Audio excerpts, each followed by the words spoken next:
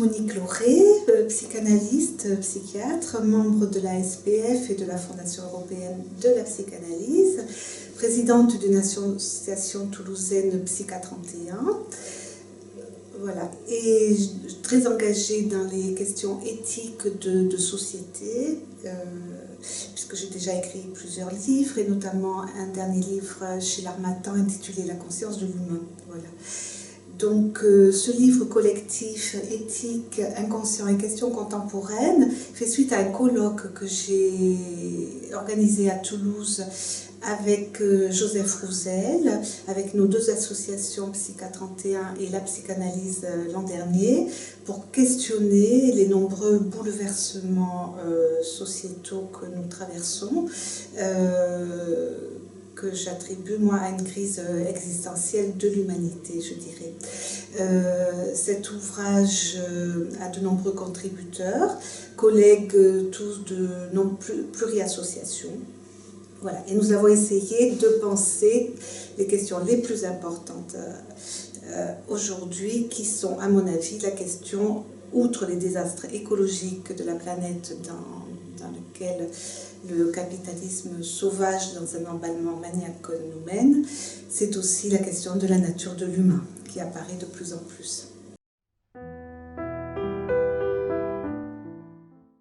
Dans ce colloque, nous avons développé plusieurs axes donc, pour questionner ces questions éthiques. La question de l'éthique et du numérique, de cette révolution numérique qui entraîne l'humanité vers un asservissement de l'humain à la machine, avec cette logique algorithmique qui prend le pas de la parole ordonnatrice et qui, à mon avis, amène nos sociétés à ce que Michel Foucault nommait les sociétés disciplinaires. Donc il y a ce pan d'intelligence artificielle et de numérique qu'il nous faut questionner, que déjà l'astrophysicien Stephen Hawking, avant son décès en 2018, nous a mené en question pour le devenir de l'humanité.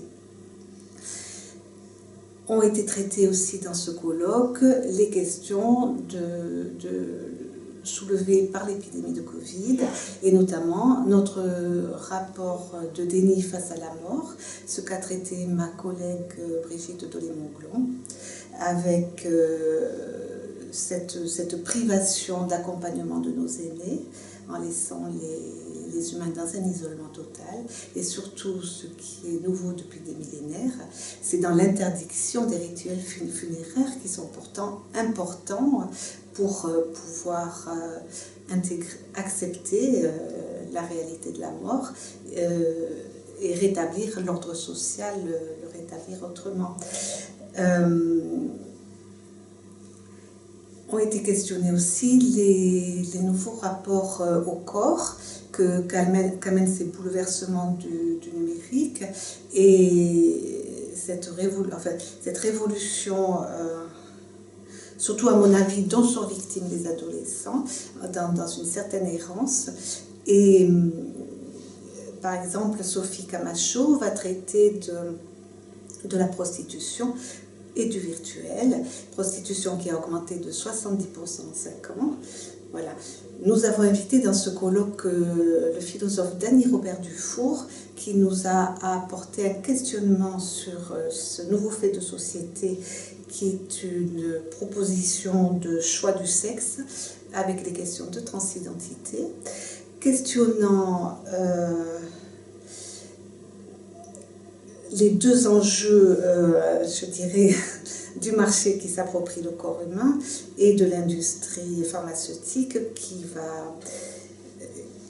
va asservir quelques individus à être des consommateurs à vie.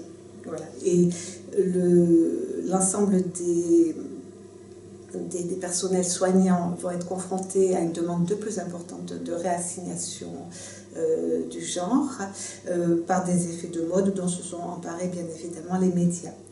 Jacques Cabassu a aussi travaillé sur cette question, rappelant qu'il est important pour chaque sexe d'accepter qu'il y ait de l'autre sexe, d'accepter qu'il y ait du deux et du différent. Sinon, cela plonge la société et la civilisation du côté du même, et donc pour nous, en psychanalyse, du côté d'une régression vers l'incestueux. Freud, toute la pensée freudienne a une grande portée éthique, en posant cet interdit de l'inceste, du souverain bien qu'est la mère, et en permettant l'assomption de la castration, c'est-à-dire d'accepter qu'il y ait du manque, et de pouvoir aussi ouvrir à l'altérité et créer les plus grandes œuvres. Dans ce travail ont été aussi questionnées la science, les avancées de la science par Marc Lantier de l'école freudienne et Michel Vaquier. Et Marie-Jean Sauvray, qui est aussi un collègue toulousain, a questionné les questions de l'éthique et du politique. Le politique qui se plie totalement à tout ce système d'économie néolibérale qui évolue de manière sauvage en déniant tout ce qui fait l'humanisation de l'être humain et qui est donc à mettre sur le chantier de réflexion de l'éthique pour lutter contre une régression de la civilisation, parce que plus on encourage la régression, plus on crée un retour vers l'archaïque et le pulsionnel et toute la violence qui risque de s'en suivre. Voilà, que l'on voit déjà apparaître dans certaines idéologies nihilistes. Merci.